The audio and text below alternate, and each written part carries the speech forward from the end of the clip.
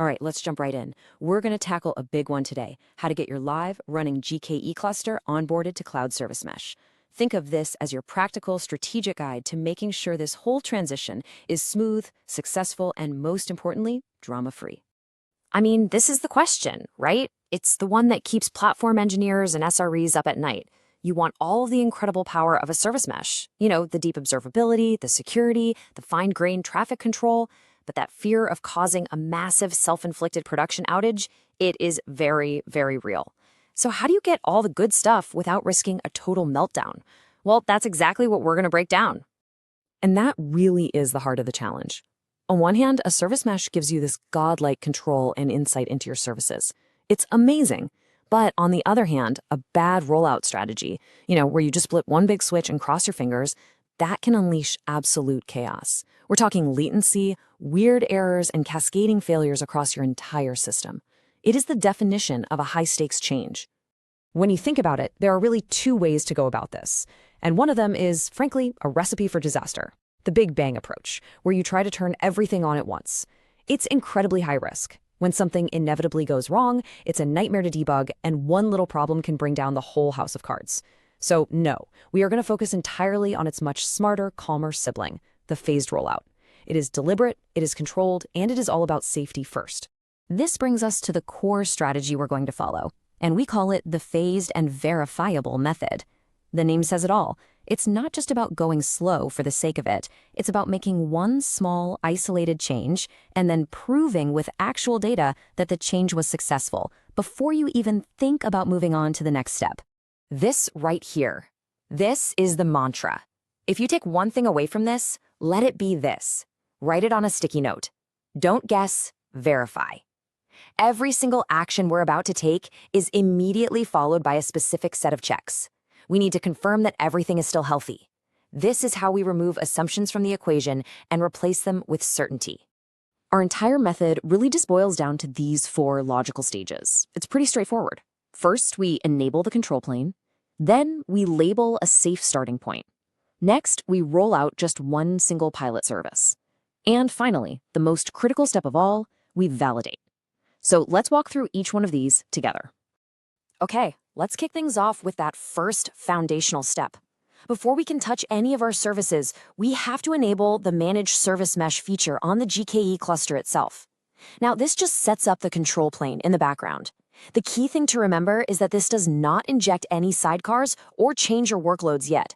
It is a completely safe preparatory step. All right, with the mesh enabled, our next decision is absolutely critical. Where do we start? You do not start with your critical payment service or the user authentication API. No way. You find a nice, low-risk pilot namespace. Maybe it's a namespace for some internal tools, a non-critical backend service, maybe even a dev or staging namespace. The goal here is to keep the blast radius as small as humanly possible, just in case. So, once you've picked your guinea pig, your pilot namespace, you do something really simple. You apply a specific Kubernetes label to that namespace. This label is basically just a little flag. It tells the service mesh's admission controller, hey, from now on, for any new pods that get created in this specific namespace, I want you to go ahead and automatically inject the sidecar proxy. Okay, so we've got our namespace labeled, which means it's prepped and ready for injection. But, and this is super important, nothing has actually changed for your running services yet. They're still just chugging along as normal. Now we get to the exciting part. We are going to carefully bring our very first service into the mesh. This is our canary in the coal mine. So how do we get that sidecar injected? Well, we need to make Kubernetes recreate the pods for our service. And the cleanest, safest way to do that is to trigger a rolling restart of just one single deployment inside that namespace we just labeled. As GKE gracefully terminates the old pods and creates new ones, the injection webhook sees that label and, bam, it automatically adds the sidecar container to each brand new pod. And this brings us right back to our mantra, doesn't it? A sidecar is now running right alongside our application. It is literally intercepting all of its traffic. We absolutely cannot just assume everything is fine. So the big question is, how do we prove it's working before we even think about touching anything else?